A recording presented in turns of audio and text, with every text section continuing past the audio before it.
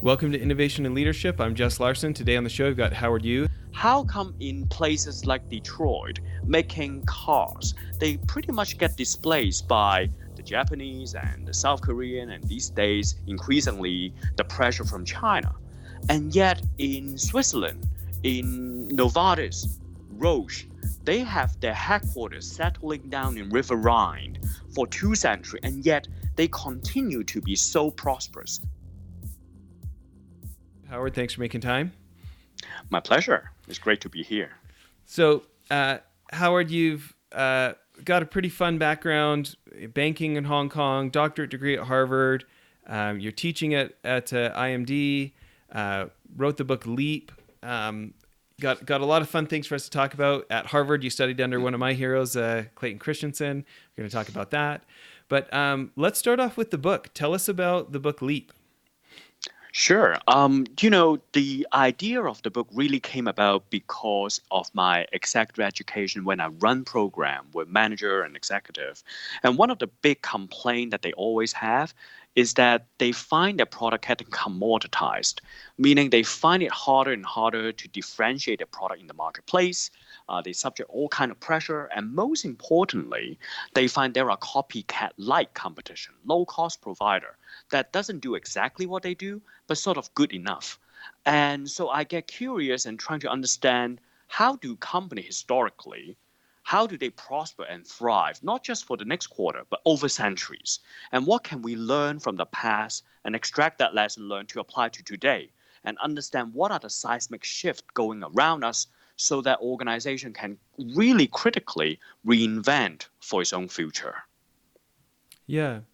So, for people who don't know IMD, the business school in Switzerland, and all the, especially executive education you guys do, I understand you've worked with Mars and Daimler and Electrolux and all these companies. And when you think about that concept and how it applies, especially to the kind of folks that you're teaching, can you give us some examples, or can you give us some of the principles from the book?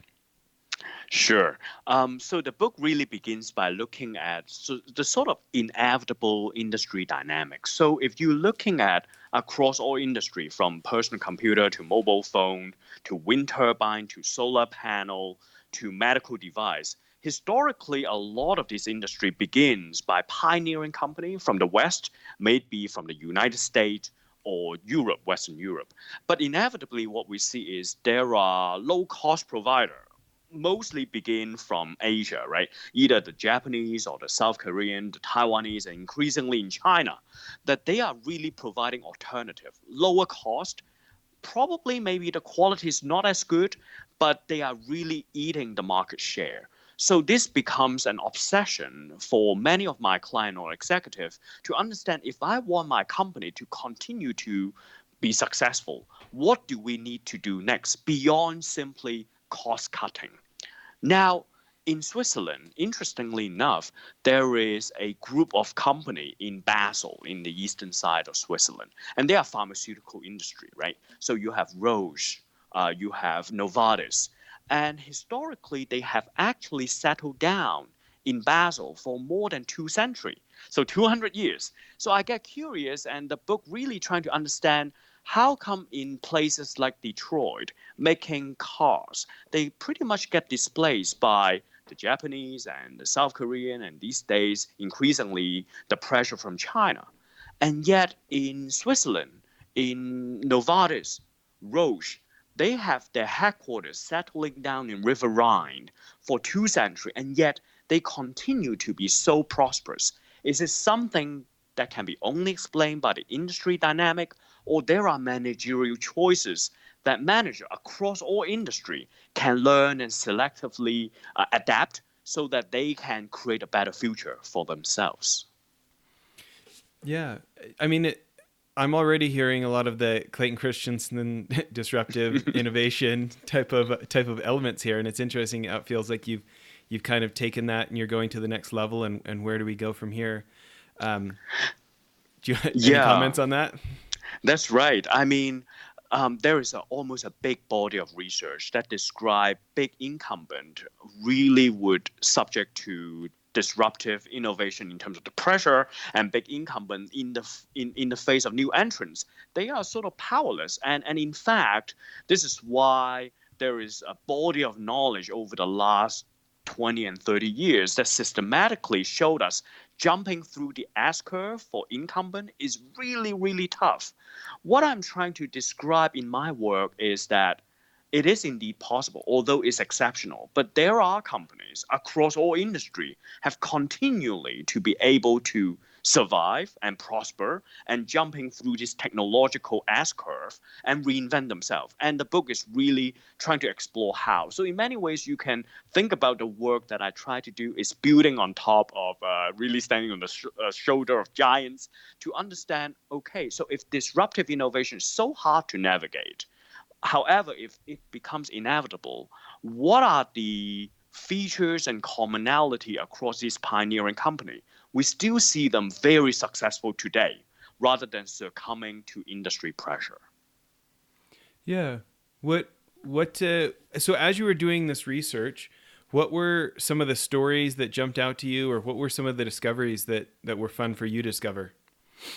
Right. So one key themes that I discovered over the years, particularly, let's pick pharmaceutical industry as an example first, is that I noticed that the reason that Roche and Novartis, whose predecessor Ciba-Geigy and Sandoz, the reason they are so successful is not so much around doing the same work but slightly better than others. But over the years, over century, they really leap from one knowledge discipline to the next and then the next. Concretely, it turns out Ciba, Geigy, and Sandoz and Roche, all these pharmaceutical firms, once upon in time, we're talking about the 19th century. They are not even pharmaceutical firms. They are a chemical dye manufacturer. They were making chemical for the textile industry to dye cloths. Now, so the hotbed for innovation back then is all about organic chemistry. In fact, the first blockbuster in the world is called antipyrin. It's fever-reducing drugs, and is manufactured by a company called Heuss in Germany, pretty much copied by the Swiss along in Basel area. So the hotbed for innovation is really rooted in organic chemistry. Is this chemist experience some medicinal benefit out of their invention? Now, you might remember back in high school, we learned about the first antibiotics, Alexander Fleming. Everything that people begins to understand about antibiotics is the study of microbes, microbiology. So is the finding of fungus and bacteria modules to inhibit the growth of bacteria. So after the Second World War, all of these pharmaceutical firms, from Ciba, Geigy, and Sandoz, together with Pfizer in the United States, they moved away from the study of organic chemistry into the study of microbiology. They sent in researchers to collect soil sample, etc., etc. Now you're looking at today, the hotbed for innovation for drug discovery is genomics, the study of DNA. The study of computational science, and so on.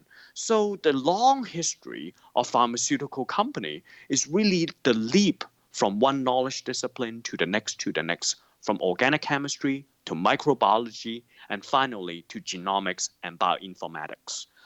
So that is the fundamental reason why Western pioneering company can continue to prosper in this global industry. Not so much about doing things more or less the same, but completely change the foundational knowledge that they acquire and assimilate. Yeah. So I think, as a listener, it's in some ways you can think about other people's learnings and stuff, and you can discount saying, oh, that only applies to their industry, right? And we get to let ourselves off the hook and we can go back to putting our head in the sand, right? Yeah, absolutely. But justifiably, you look at the science and the patents and the people who have the armies of lawyers to defend their drug patents or things like this, right? And someone else can feel like, well, I'm not in an industry that's that complicated. How does that apply to me? Like for us at Mylan, right? We've got the shows that, like the podcast we're doing today, and then we've got our management consulting side where we're doing our leadership training and teaching people about enterprise excellence, right? How do you help the whole organization do better instead of just management thinking changing. Yeah. So something like that. The management consulting world, the corporate training world. Give me an example of for us how you think that might change, or what questions we would need to ask ourselves. For management consulting industry particularly, right? Yeah, sure. For the corporate training side of management consulting. Sure. So there are two parts of the question here, because you're right. There are times that executive manager would tell me, look, how would I understand your proposition and explain why for drug discovery the Western pioneer continue to lead the global industry. But what if my industry is not that much of scientific driven, right? Mm-hmm. What if my industry in terms of knowledge discipline is kind of stagnate? Does that mean that, I'm going to be like the automaker from Detroit getting disrupted by others? You're talking about management consulting firm. How do we think about this issue? So before I go back to the management consulting firm, I want to be more provocative.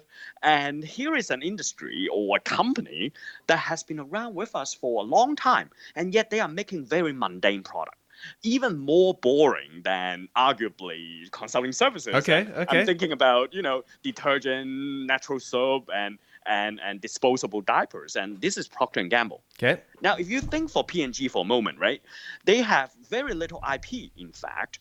And if, companies making automotive or heavy machineries, they are subject to copycat competition, then P&G should have gone destroyed by latecomers long time ago. And yet today, you're looking at P&G, they are still leading play across the world. Mm-hmm. So I get curious. How come P&G is able to charter an outcome similar to almost like this pharmaceutical firm, and yet their product feels so mundane and low-tagged?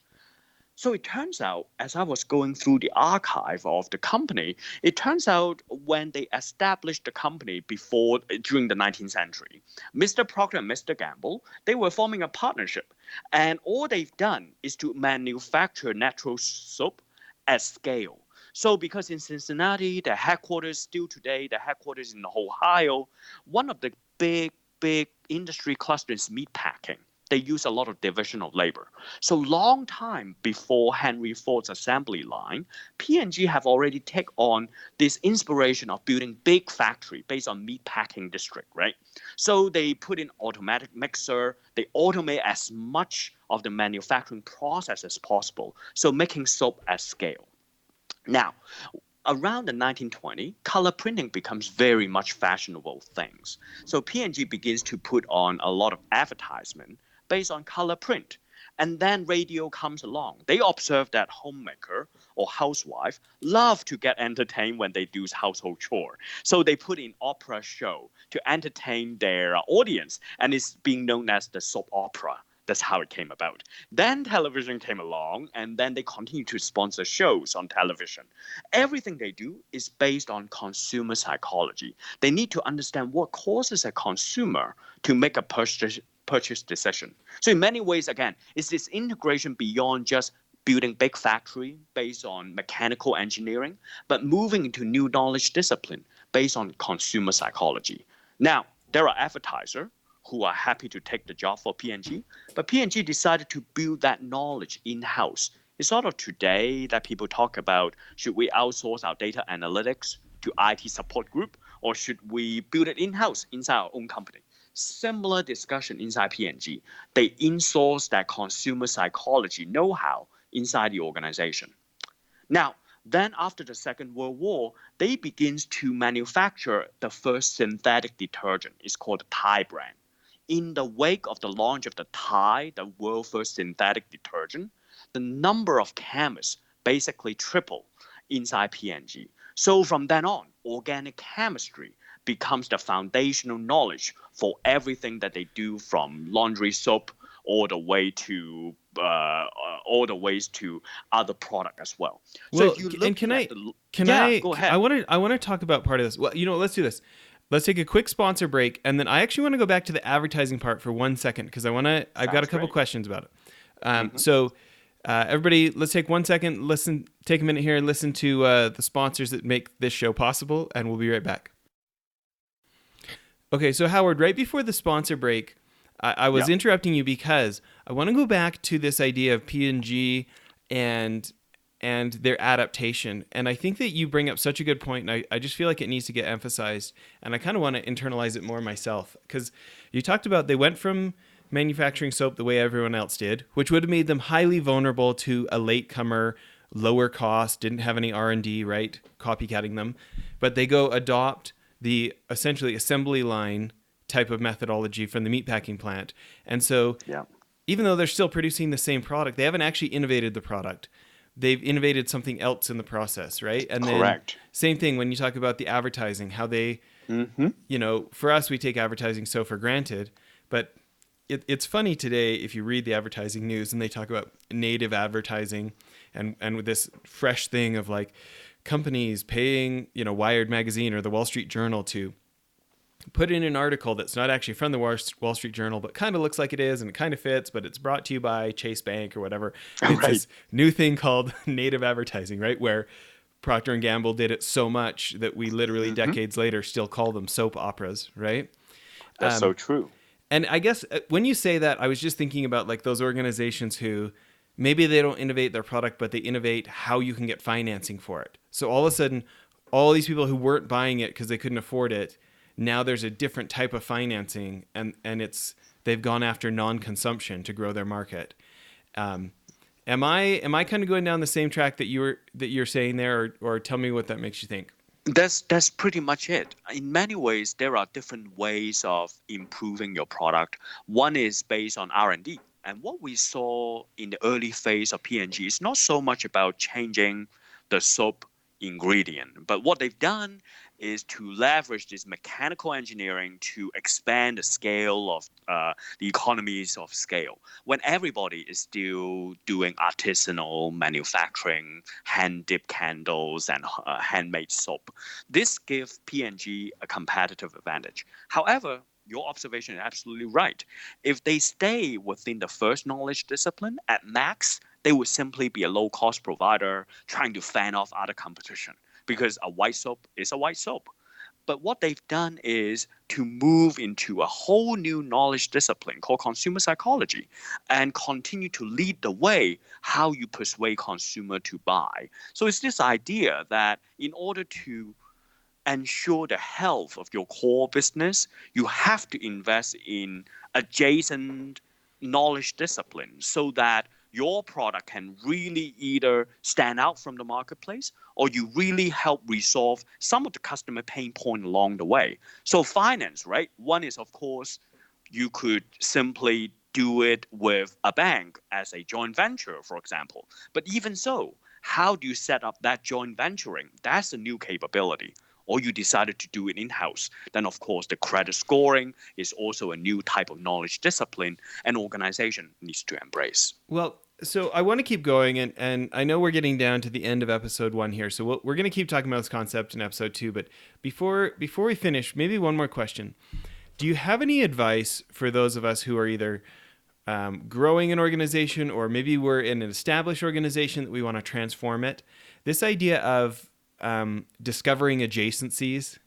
I love that term because one of my other favorite authors, Steven Johnson, in his book Where Good Ideas Come From, he's always talking about like those innovations come from the adjacent possible. You can't skip to a technology where all the parts of it won't be invented for 100 years. You have to go to something that is outside the comfort zone but within reach kind of approach. I don't know if you'd define it differently, but if you had advice for the rest of us on how we can look at what none of our competitors are doing that will differentiate us, how do you generate that thinking? Or in your mind, what's some advice for how to go out and approach that ourselves?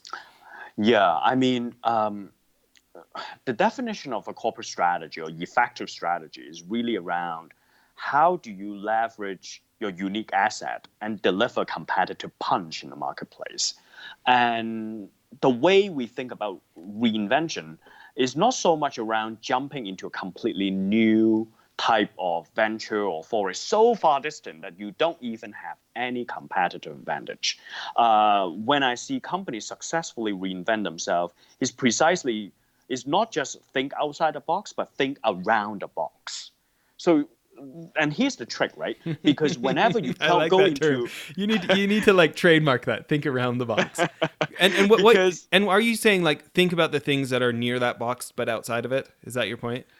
it's sort of outside but not too far out, Okay. so that whatever adjacency product or services you provide can actually reinforce the core health of your offering, right? You think about Lego, for example. They're selling plastic bricks in the age of mobile game and all these things. No one should buy, but they are still the most valuable toy company on the face of the planet. But they don't just do plastic bricks. They have movies, they have games, everything around that. All those adjacencies to reinforce the core brand of their offering. Now, the funny thing, of course, is a lot of these adjacency in terms of profitability is way lower than the core offering. Now, if you only measure success across your business portfolio using EBIT or earning or profitability, inevitably you're going to shut down all these initiatives. But the reason they have all these projects around or all these offering around because they are critical to reinforce the leading position of your core product as well. So I think it's critical for manager to really have a differentiated KPI across their business portfolio and understand what are the primary driver so that your product can continue to achieve long-term success despite patent may expire, despite copycat competition. I love it. I think it's a great place to end for part one of the interview. Everybody, please tune back in and catch part two of our interview with Howard. Thanks again, Howard. Thank you.